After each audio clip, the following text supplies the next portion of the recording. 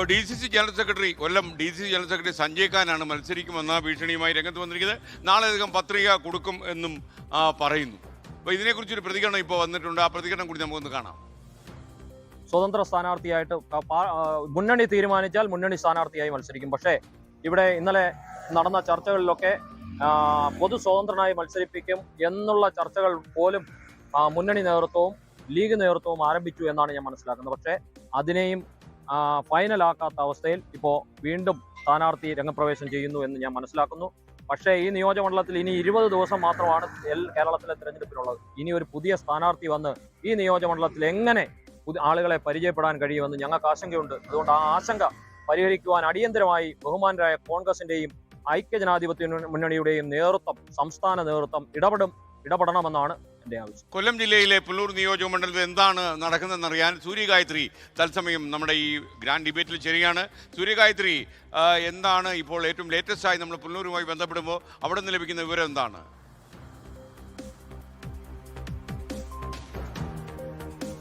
SKN ഇന്നലെ വരെ 2 വശത്ത് നിന്ന് ലീഗ് കോൺഗ്രസ് എന്ന രീതിക്കാണ് പ്രചാരണം നടന്നതെങ്കിൽ ഇന്ന് ടീം UDF ആയിട്ട് മാറുന്ന കാഴ്ചയാണ് പുനലൂരിൽ നിന്ന് നമുക്ക് കാണാൻ കഴിഞ്ഞിട്ടുണ്ടായിരുന്നത്.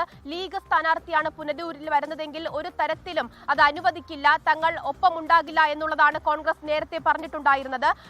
അതേ തുടർന്നാണ് കോൺഗ്രസ് പ്രാദേശിക നേതൃത്വം തന്നെ ഒരു സ്ഥാനാർത്ഥിയെ പ്രഖ്യാപിക്കുന്നത്. നെൽസൺ സെബാസ്റ്റ്യൻ സ്ഥാനാർത്ഥിയായിട്ട് വരുന്നു, അവർ പ്രചാരണം ആരംഭിക്കുകയും ചെയ്യുന്നു.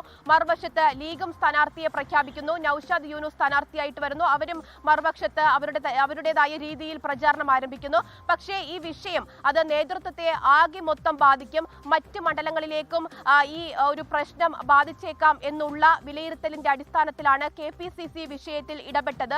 സണ്ണി ജോസഫ് തന്നെ ഈ പുനലൂരിലെ പ്രാദേശിക നേതൃത്വത്തിന് കത്തയച്ചു. പ്രശ്നം എത്രയും വേഗം അനുനയിപ്പിക്കണം എന്നുള്ള കാര്യം ആവശ്യപ്പെട്ടുകൊണ്ടാണ് കത്തയച്ചിട്ടുണ്ടായിരുന്നത്. ഈ മുന്നണി ധാരണയുണ്ട്, മുന്നണി ധാരണ അത് ലംഘിക്കപ്പെട്ടാൽ മറ്റ് സ്ഥലങ്ങളിലേക്കും പാർട്ടി അത് ദോഷകരമായിട്ട് ബാധിക്കുമെന്ന് പറഞ്ഞുകൊണ്ടാണ് KPCC പ്രസിഡന്റ് കത്തയച്ചത്. കൂടാതെ ഹൈക്കമാൻഡ് നേരിട്ട് വിഷയത്തിൽ ഇടപെട്ടു. KC വേണുഗോപാൽ തന്നെ വിഷയത്തിൽ ഇടപെട്ട് ഉടനടി തന്നെ പരിഹാരം ഉണ്ടാകണം എന്ന നിർദ്ദേശത്തിനെ തുടർന്നാണ് കോൺഗ്രസ് ഈ വിഷയത്തിൽ അനുനയത്തിലെത്തിയത്. തുടർന്ന് ലീഗ് സ്ഥാനാർത്ഥിയെ പിന്തുണയ്ക്കുമെന്നുള്ള കാര്യം കോൺഗ്രസ് തന്നെ ഇന്നിപ്പോൾ അറിയിക്കുന്നു.